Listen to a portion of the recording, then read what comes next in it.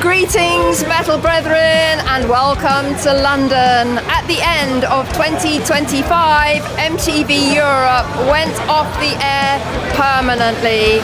To commemorate the end of an era, I'm here at this massive MTV Reunion Party. Now, I'm going to be reconnecting with friends and colleagues who I haven't seen in about 30 years, and we're going to be reminiscing about what made MTV so special, so radical, and so important.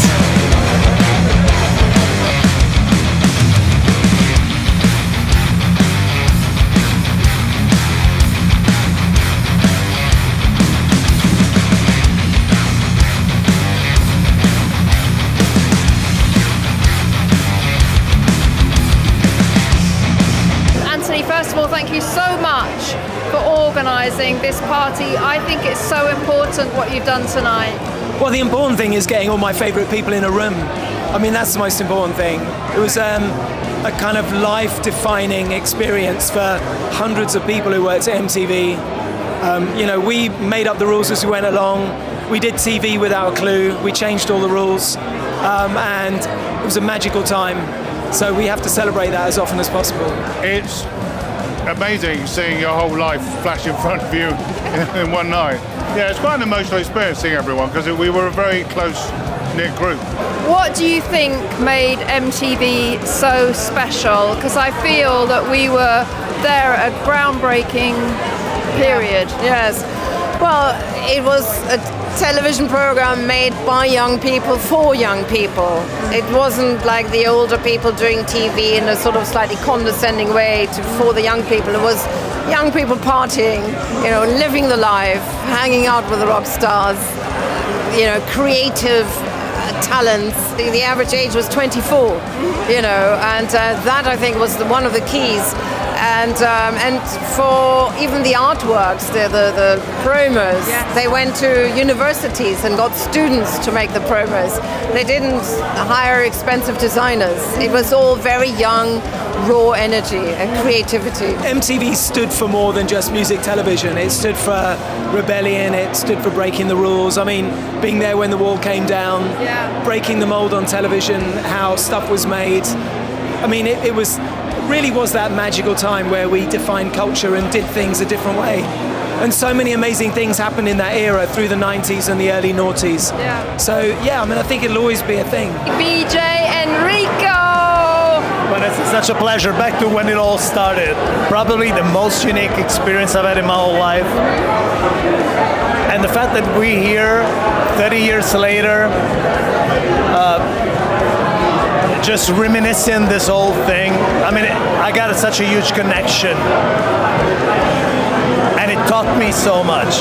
So many of us are still involved in music or television, and so many of the bands that we championed have been massively influential as well, and many of them still going. It's a whole generation. It is. I think it's important that people with a musical drive, like yourself, or like me or many others, we should continue. We should give reference points. They need references. Do you know what's so wonderful is we've recently reconnected because of Ghost, and some of you may be aware that I had the honour of being asked to be Ghost's on-tour reporter on the Skeletor World Tour. I only got back last week, but Jim, when I was invited to be on the tour, Tobias, the band leader, said to me, Toblerone Fudge, technical term, said to me that it was MTV Headbangers Ball that influenced him as a young musician. If it wasn't for that show, he may not be where he is now. Now, to you and I, that's so incredibly humbling, isn't it? No, it's mad.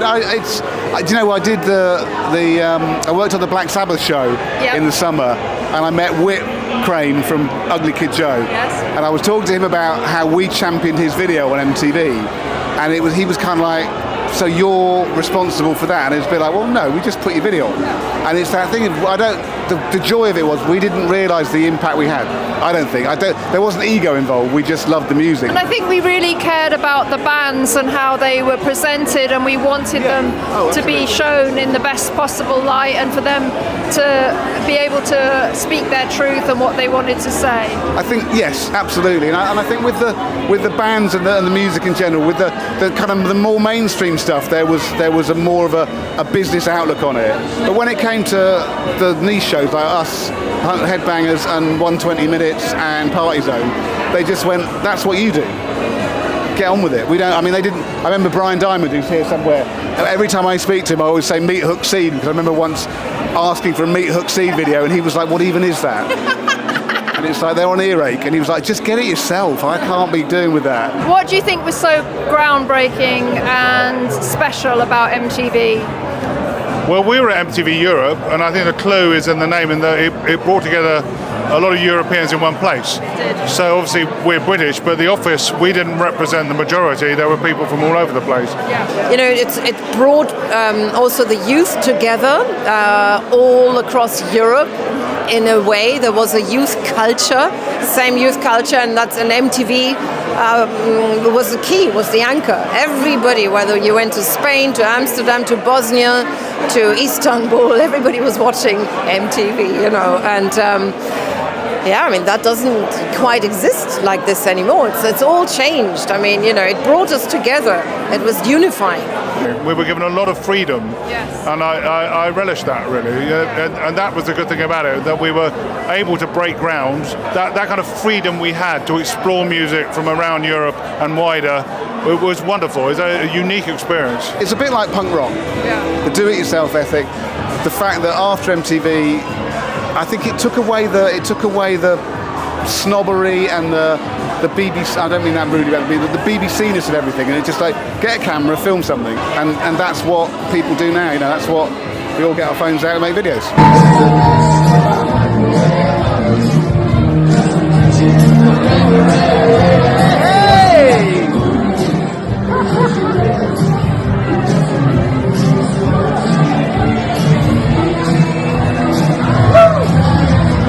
MTV was just like kind of real people. I don't mean that rudely about anyone. None of us really knew what we were doing. At the time, MTV broke down barriers because music is international. Yes. So it was a great thing, and we were there. Well, I was there just after the Berlin Wall fell down, and MTV Europe was part of that culture, where there was one voice, and that was rock and roll and music and rap, and the barriers were coming down. Back then, it felt like a dawn of very positive energy, and MTV were very much part of that, and I hope the legacy will be that positive energy, people working together for positivity, and perhaps not putting up so many barriers between each other. And it brought down walls. I mean, it brought down, you know, it transcended borders.